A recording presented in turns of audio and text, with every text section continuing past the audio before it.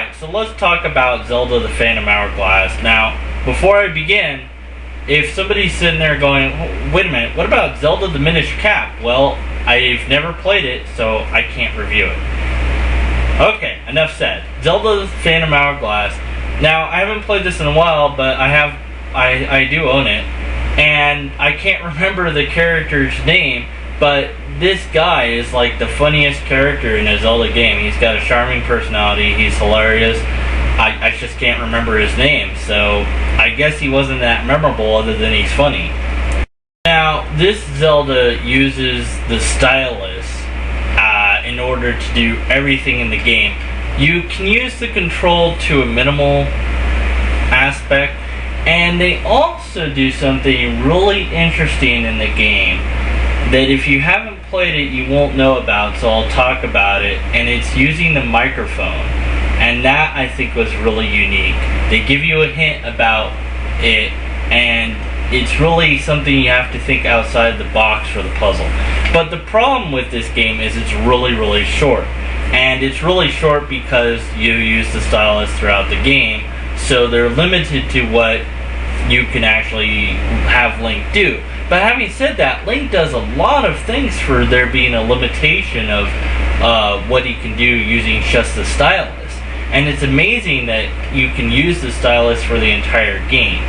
Now, they're going to repeat this again in this upcoming title, and I just have to kind of wonder, you have the boat in this game, again, it's faster, thank goodness it's faster, but it's still, to me, an extended mini-game. A lot of people complain about the central dungeon, that you go back there, more is added, you go back there, more is added. I actually kind of like the central dungeon, and the reason I like it is because you can go through the whole thing and beat your score. You can go faster through it once you've memorized it really well. But I do have a big problem with this game, and you probably already know what it is. It's linear. You can't skip anything. There's no shortcuts. There's no getting around stuff. Replayability is pretty low. The only thing you're going to find yourself doing is searching for treasure, which I don't like, and, you know, discovering some extra ship parts or whatever. And it's just more ship exploration, and I'm not really interested in running around in a ship and using my crane to find things. It doesn't interest me. And the crane minigame is annoying. I didn't like the crane minigame. It kept hitting things, and, you know, I was just like, I lost my patience for it, so I'm like speeding through so I can get the treasure. It was bad enough just using my crane to grab treasure. Now I'm in a mini game within a mini game. I'm already in a mini game on the boat, and now I have the crane become a mini game. Oh, come on. And yeah, you can move around and grab rubies.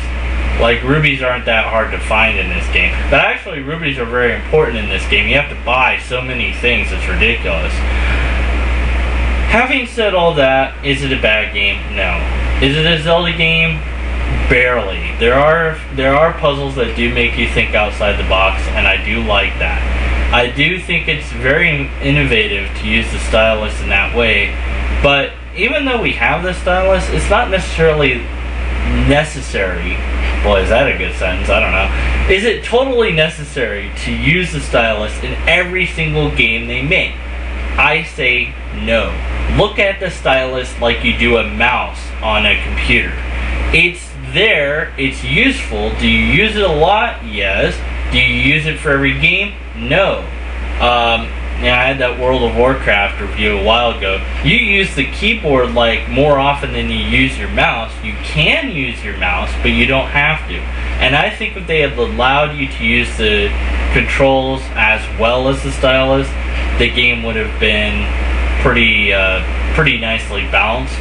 But, you know, they wanted to show that they could do an entire game with the stylus. Well, they did. But that's again why I don't really understand why they're bringing out another game that does the same thing. But okay, we'll see. At any rate, this review is supposed to be about Phantom Hourglass, and I really don't have a lot to say. It's a fairly short game. It's pretty straightforward. There's 4 different map zones to explore. There's a number of dungeons.